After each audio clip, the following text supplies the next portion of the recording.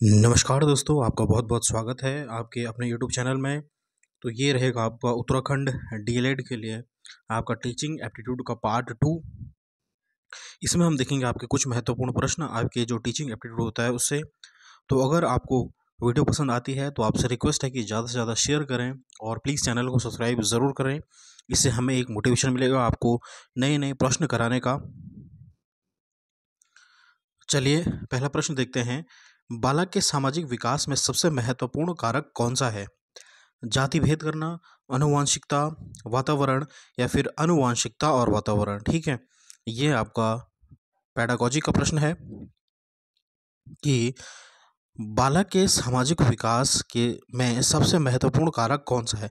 यहाँ पे पूछा है आपका सामाजिक विकास पूछा है। ठीक है, तो इसका क्या हो जाएगा आपका, यहाँ पे पूछा है सामाजिक विकास पूछा है। ठीक है, जाति भेद नहीं, आनुवांशिकता नहीं, वातावरण हो जाएगा। ठीक है, अगर केवल विकास पूछता तो विकास में दोनों आ जाता आपका, आनुवांशिकता और वातावरण। लेकिन यहाँ पे पूछा आपका सामाजिक विकास, तो बच्चा सामाजिक विकास कैसे होगा जब वो क्या है अपने वातावरण में रहेगा। ठीक है, तो इसका ऑप्शन डी इसका सही आंसर हो जाएगा। चलिए अगला प्रश्न देखते हैं आपका। अगला प्रश्न क्या कह रहा है आपका।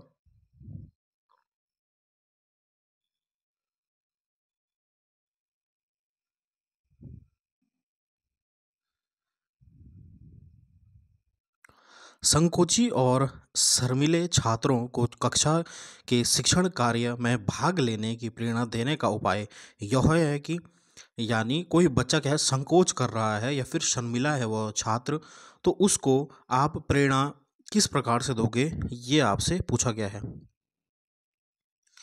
कि आप जो है उनको गृह कार्य से मुक्त रखा जाए, गलत जवाब, उनको कुछ कार्य नहीं देंगे गलत हो जाएगा। उनको कक्षा में अपनी रुचि के विषय पर कुछ बताने के प्रोत्साहित करना चाहिए, बिल्कुल बच्चे को आपको प्रोत्साहित करना बिल्कुल सही है। यदि वो किसी प्रश्न का उत्तर ना दे सके तो उन्हें शर्मिंदा किया जाए, शर्मिंदा करना बच्चे को गलत हो जाएगा। उनको विशेष स्नेह दिया जाए, ऐसा भी नहीं है कि विशेष स्नेह देना है, इसका सही आंसर हो जाएगा कि हमें क्या है बच्चे को क्या है प्रोत्साहित करना है। ठीक है, अगला प्रश्न देखते हैं आपका। छोटे बच्चे बहुत क्रियाशील होते हैं, अध्यापक उनके लिए क्या करेंगे। ठीक है, उनकी क्रियाशीलता को कम करने की कोशिश करेंगे, कम करने की कोशिश करेंगे गलत। उनकी क्रियाशीलता का अध्ययन करेंगे, ठीक है, या फिर उनकी क्रियाशीलता को रोकेंगे, रोकेंगे गलत हो जाएगा। उनकी क्रियाशीलता की सहायता से उन्हें कुछ उपयोगी शिक्षा देंगे। ठीक है, अब बी और डी आपका दोनों सही है कि उनका क्या है क्रियाशीलता का अध्ययन करेंगे, और डी कह रहा है कि उनकी क्रियाशीलता की सहायता से उन्हें कुछ उपयोगी शिक्षा देंगे। कुछ उपयोगी शिक्षा देना आपका सही हो जाएगा, ऑप्शन डी यहाँ पे आपका सही आंसर हो जाएगा। चलिए अगला प्रश्न देखते हैं आपका। कक्षा में अनुशासन सुधारने की दृष्टि से अध्यापक को क्या करना सर्वोत्तम होगा। ठीक है, अनुशासन, एक शिक्षक को अपने कक्षा में क्या है अनुशासन बनाना है, तो उसके लिए उसे क्या करना पड़ेगा। ठीक है, कि अध्यापक छात्रों को पढ़ाई जाने वाली विषय वस्तु, पढ़ाने की विधि और छात्रों के प्रति अपने दृष्टिकोण का मूल्यांकन करे। यानी अध्यापक को क्या है अपने विषय वस्तु, अपने जो पढ़ाने का तरीका है उसका मूल्यांकन करना है। ठीक है, कक्षा के छात्रों की सहमति से अनुशासनहीनता के लिए दिए जाने वाले दंड का प्रकार और उनकी मात्रा निर्धारित करना, दंड का प्रकार और उनकी मात्रा निर्धारित करना गलत हो जाएगा। ठीक है, इस समस्या पर विचार करने हेतु अभिभावकों को बुलाकर बात करें या फिर अनुशासनहीन छात्रों के नाम प्रधानाचार्य के पास भेजें, प्रधानाचार्य से उनकी शिकायत करें गलत। सॉरी, ये क्या हो गया यहाँ पे। ठीक है, कि प्रधानाचार्य से बात करें गलत, प्रधानाचार्य से आपका बात करें ये आपका गलत हो जाएगा, अभिभावकों से बात करें ये भी आपका गलत हो जाएगा। ठीक है, और यहाँ पे क्या है उनके जो है दृष्टिकोण का मूल्यांकन, यहाँ पे है उनकी दंड का मात्रा निर्धारित करें गलत हो जाएगा। तो इसका केवल ए ऑप्शन आपका सही आंसर हो जाएगा कि अध्यापक छात्रों को पढ़ाई जाने वाली विषय वस्तु, पढ़ाने की विधि और छात्रों के प्रति अपने दृष्टिकोण का मूल्यांकन करे। ठीक है, तो ऑप्शन ए आपका सही आंसर हो जाएगा। अगला प्रश्न है आपका कि जो छात्र रटते हैं उनमें, यानी जो छात्र रटते हैं उनमें क्या होता है आपका, बुद्धि का विकास नहीं हो पाता है, इस बात का विवेक नहीं होता है कि क्या ज़रूरी है और क्या गैर ज़रूरी है। उनमें मूल्यांकन चिंता की शक्ति पैदा नहीं होती है, या फिर उनके लिए परीक्षा पास कर पाना कठिन नहीं होता है। ठीक है।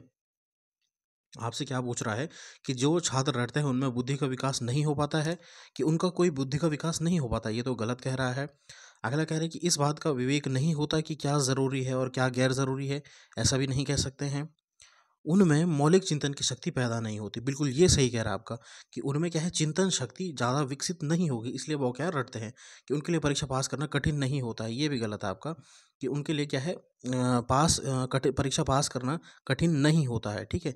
इसका सही ऑप्शन हो जाएगा ऑप्शन सी, कि उनमें मौलिक चिंतन की शक्ति पैदा नहीं होती है। तो ऑप्शन सी आपका सही आंसर हो जाएगा। अगला देखते हैं आपका, कठिन शब्दों का अर्थ समझने का व्यवहारिक ढंग है। यानी कठिन शब्द आप बच्चे को किस प्रकार से समझाएंगे, उनका पर्यायवाची शब्द बताना, पर्यायवाची शब्द बताना, उनका विलोम शब्द तो गलत हो जाएगा आपका। ठीक है।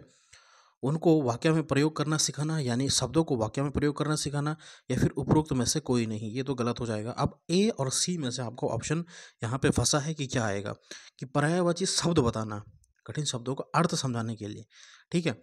उनको वाक्य में प्रयोग करना सिखाना, तो वाक्य प्रयोग करना सिखाना भी यहाँ पे सही, उतना सही नहीं होगा। ऑप्शन ए आपका सही आंसर हो जाएगा, कि उनका पर्यायवाची शब्द बताना, ताकि उनको क्या है, कठिन शब्दों का अर्थ पता लग सके। ठीक है। तो ऑप्शन ए आपका सही आंसर हो जाएगा।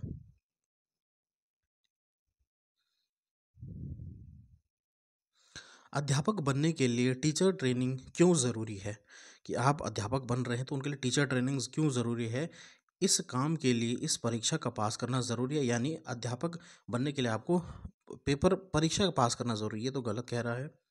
ठीक है। अगला कह रहा है कि इस ट्रेनिंग से अध्यापक को मान्यता मिलती है कि वह अध्यापक है, ये भी गलत है। ठीक है। इस ट्रेनिंग से उसे कक्षा शिक्षण के मूल आवश्यक सिद्धांतों का ज्ञान होता है, बिल्कुल सही। इस ट्रेनिंग से अध्यापक की अभिरुचि का पता नहीं, इसका सही आंसर क्या हो जाएगा, ऑप्शन सी आपका सही आंसर हो जाएगा, कि इस ट्रेनिंग से उसे कक्षा शिक्षण के मूल आवश्यक सिद्धांतों का पता लगता है, यानी उसे क्या अपनी कक्षा में करना है, किस सिद्धांत से उसे बच्चों को पढ़ाना है। ठीक है। बच्चों के जो मनोविज्ञान है उसको ध्यान में रखना है, इसका उसे पता लगता है, इसलिए वो शिक्षक की क्या होती है, ट्रेनिंग होती है। ठीक है। वरना शिक्षक तो वो भी है जो आपका क्या है, एक ट्यूशन पढ़ा रहा है। ठीक है। वह भी शिक्षक है, लेकिन एक वेल ट्रेन टीचर क्या होता है, जिसको जो ट्रेनिंग करके आता है। ठीक है। जिसको एक क्लास हैंडल करना आता है, एक क्लास में क्या है, शिक्षण कराना आना चाहिए, मूलभूत आवश्यकता क्या होती है उसको ध्यान में रखना चाहिए। तो ऑप्शन सी यहाँ पे आपका सही आंसर हो जाएगा। बच्चों के खाली समय में आप उन्हें खेलने देंगे, किताबें पढ़ाएंगे, शांत बैठने के लिए कहेंगे, या फिर उन्हें उनकी मनपसंद कार्य करने देंगे। ठीक है। यानी जब बच्चों का खाली समय है तो आप क्या करेंगे, उन्हें क्या है, खेलने देंगे, तो इससे वो फ्री हो जाएंगे, किताबें पढ़ाएंगे, ये भी नहीं करना है, शांत बैठने के लिए कहेंगे, इसका ऑप्शन हो जाएगा ऑप्शन डी, उन्हें उनकी पसंद का कार्य देंगे। ठीक है। जब भी क्या है, खाली टाइम रहेगा। नेतृत्व की भावना का विकास करने हेतु उदाहरण द्वारा स्पष्ट करेंगे, उस पर गोष्ठी कराएंगे, स्वयं विद्यालय में नेतृत्व संबंधित कार्य करेंगे, या फिर नेतृत्व पर भाषण कराएंगे। ठीक है। कि नेतृत्व कैसे कराएंगे आप, नेतृत्व का भावना कैसे बच्चों में आप विकसित करेंगे, उदाहरण द्वारा स्पष्ट कराएंगे, गोष्ठी कराना गलत, और नेतृत्व और भाषण कराएंगे, भाषण भी नहीं है, स्वयं विद्यालय में नेतृत्व संबंधित कार्य कराएंगे, बिल्कुल ऑप्शन सी आपका सही आंसर हो जाएगा, कि स्वयं विद्यालय में नेतृत्व संबंधित कार्य करवाएंगे आप, जो है, क्योंकि आप शिक्षक हो। ठीक है। अगला है, छात्रों के साथ व्यवहार करते समय उचित है उपयुक्त दूरी और गरिमा बनाते हुए उनकी भावनाओं का सम्मान करना, कि आपको क्या है, उपयुक्त दूरी और गरिमा बनाते हुए उनकी भावनाओं का सम्मान करना। ठीक है। लोकप्रिय बने रहने की चेष्टा करना, अनुशासन में कभी ढील ना बरतना, या फिर उन्हें बराबर मानकर उनकी आदर करना, ये भी गलत हो जाएगा, कि बच्चे का क्या है, आप जो है उनको अपने बराबर मान रहे हो, नहीं, बच्चा छोटा है। ढील ना बरतना गलत हो जाएगा। लोकप्रिय बने रहना उनके उसमें नहीं, इसका सही आंसर हो जाएगा, एक उपयुक्त दूरी बनानी है और गरिमा बनानी है, और उनकी भावनाओं को भी सम्मान करना है एक शिक्षक को। ठीक है। ऑप्शन ए आपका सही आंसर हो जाएगा।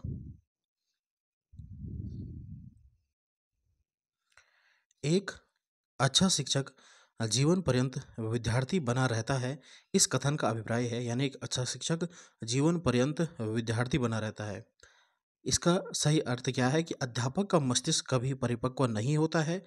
अध्यापन के साथ वह अध्ययन भी जारी रखता है। विद्यार्थी की भांति वह सदा जीवन ही बिताता है, या फिर वह सदा ही विद्यार्थियों के बीच घिरा रहता है।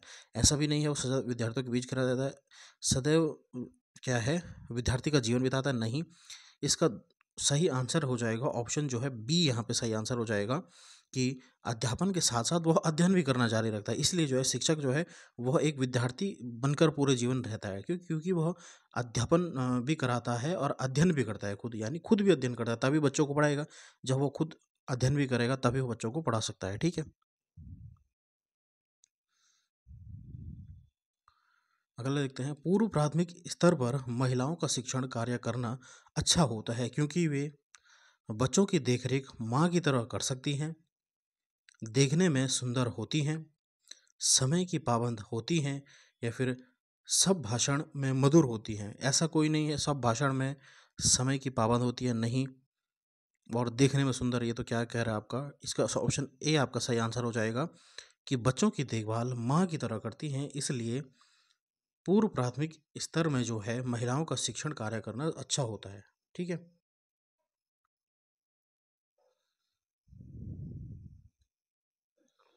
अगर आपकी कक्षा में छात्र किसी विषय में रुचि नहीं ले रहे हैं तो आप क्या करेंगे? आप एक शिक्षक हैं और आपकी कक्षा में जो है बच्चे जो हैं वो बच्चे जो हैं वह रुचि नहीं ले रहे हैं, तो आप इस अवस्था में क्या करोगे? कक्षा छोड़कर चले जाएंगे? गलत हो जाएगा। उन्हें उस विषय से संबंधित कुछ रोचक कार्य देंगे, सही है। उन्हें कहानी सुनाने लगेंगे, या फिर उन्हें दंडित करना, तो गलत हो जाएगा। और बी और सी में से आपका सही आंसर हो जाएगा ऑप्शन बी, उन्हें उस विषय से संबंधित कुछ रोचक कार्य देंगे। ठीक है, ताकि बच्चे का क्या है, इंटरेस्ट बन सके, रुचि बन सके बच्चे की। विद्यार्थियों को प्रदान किया गया शिक्षण प्रभावी हो सकता है यदि, कि विद्यार्थियों को जो आपने शिक्षण जो आपको प्रदान किया है अपने विद्यार्थियों को, वह किस तरह से आपका प्रभावी हो सकता है, ये आपसे पूछा गया है। ठीक है, अध्यापक को विषय विषय का गहन ज्ञान होकर, यानी अध्यापक को क्या है, उस विषय का क्या है, ज़्यादा ज्ञान है। बालकों की विषय में रुचि हो, या फिर एक ही विषय वस्तु को कई बार दोहराया जाए, ठीक है, या फिर बालकों के मानसिक स्तर के अनुरूप शिक्षा दी जाए। तो सही आंसर क्या है कि जो स्तर बच्चों का है उसी हिसाब से आपका सिलेबस भी होना चाहिए, तभी आपका जो है शिक्षण प्रणाली संभव होगी, अच्छी मानी जाएगी। ठीक है,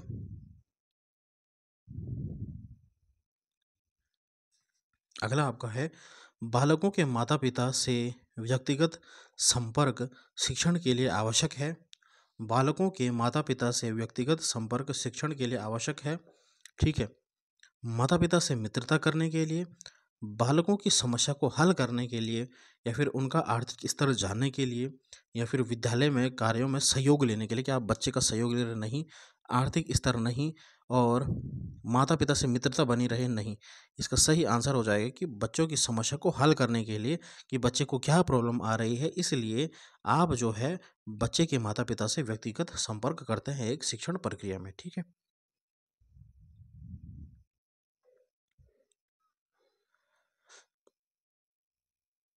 अगला प्रश्न आपका, क्रियात्मक अनुसंधान का संबंध किससे होता है? क्रियात्मक अनुसंधान का संबंध किससे होता है? ऐतिहासिक तथ्यों से, तत्कालीन व्यवहारिक समस्याओं से, नए सत्य की खोज से, या फिर उपरोक्त सभी से। क्रियात्मक अनुसंधान का संबंध किससे होता है? तो इसका सही आंसर ऐतिहासिक तथ्यों से तो नहीं होगा आपका। ठीक है, तो आपके बचे दो, क्योंकि ये डी भी कैंसिल हो जाएगा। फिर अब आपको नए सत्य की खोज से या फिर तत्कालीन व्यवहारिक समस्याओं से, तो इसका सही आंसर ऑप्शन बी हो जाएगा, तत्कालिक व्यवहारिक समस्याओं से। ऑप्शन बी आपका सही आंसर हो जाएगा। तो आपका प्रारंभिक शिक्षा की सबसे बड़ी समस्या क्या है? प्रारंभिक शिक्षा की सबसे बड़ी समस्या क्या है? प्रारंभिक शिक्षा पूर्ण किए बिना बालकों द्वारा विद्यालय छोड़ जाना। ठीक है, अध्यापकों का प्रशिक्षित ना होना। अध्यापक तो प्रशिक्षित रहते हैं, ये तो गलत है आपका। पर्याप्त दृश्य श्रव्य सामग्री का अभाव, इसे कह सकते हैं आपका। अगला कह रहा है कि बालकों का शिक्षण ग्रहण करने की योग्यता ना होना, वो कि बच्चों में योग्यता नहीं है, ये भी गलत हो जाएगा। अब दो ऑप्शन बचता है कि प्रारंभिक शिक्षा पूर्ण किए बिना बालकों द्वारा विद्यालय छोड़ दिया जाता है। बिल्कुल, कि क्योंकि हर जगह बच्चे को क्या है शिक्षा नहीं मिलती है, तो वह क्या करता है, प्रारंभिक शिक्षा पूर्ण किए बिना वह क्या है स्कूल को छोड़ देता है। ठीक है, यही इसका सही आंसर हो जाएगा। यही आपका प्राइमरी शिक्षा की सबसे बड़ी एक समस्या है।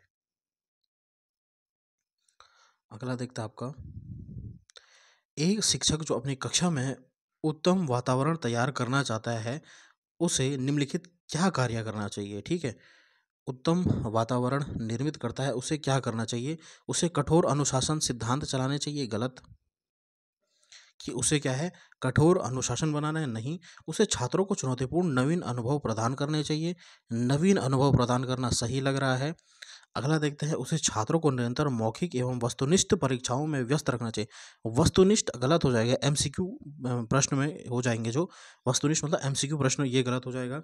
उसे कठोर नियमों की स्थापना बिना किसी भेदभाव के करनी चाहिए, कठोर नियम बनाने हैं, नहीं। इसका सही आंसर क्या हो जाएगा, बी ऑप्शन आपका सही आंसर हो जाएगा। उसे छात्रों को चुनौतीपूर्ण नवीन नवीन अनुभव प्रदान करने चाहिए, ऑप्शन बी।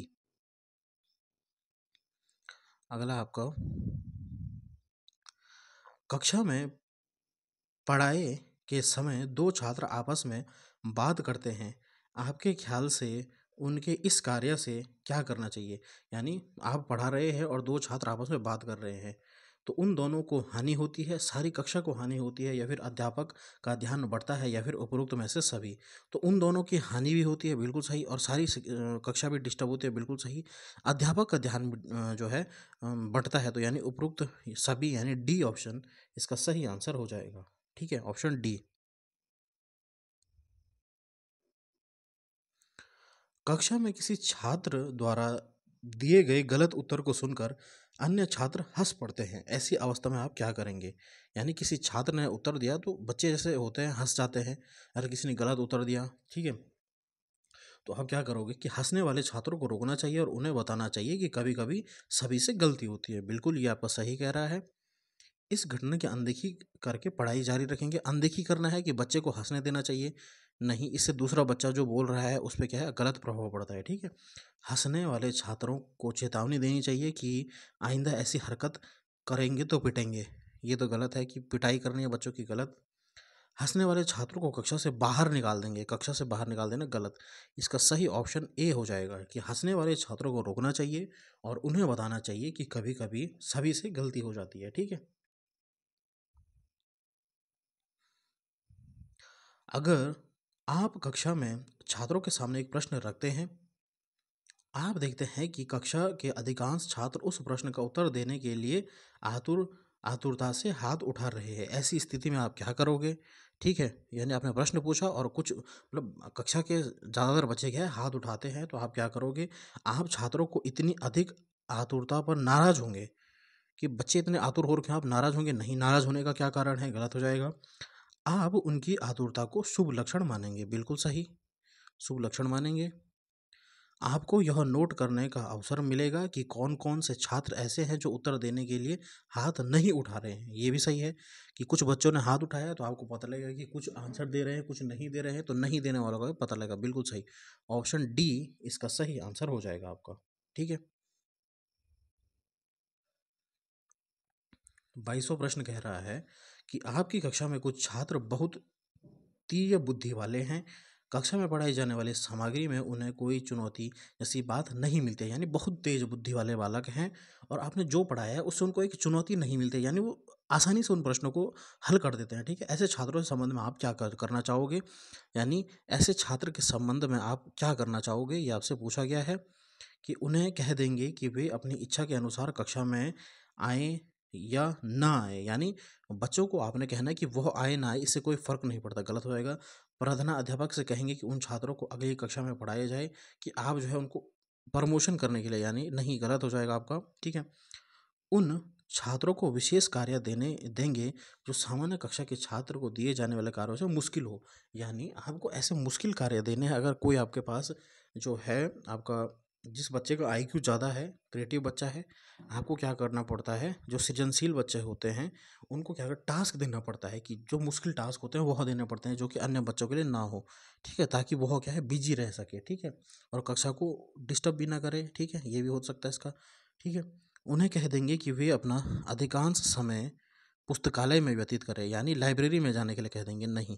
ऑप्शन सी आपका सही आंसर हो जाएगा।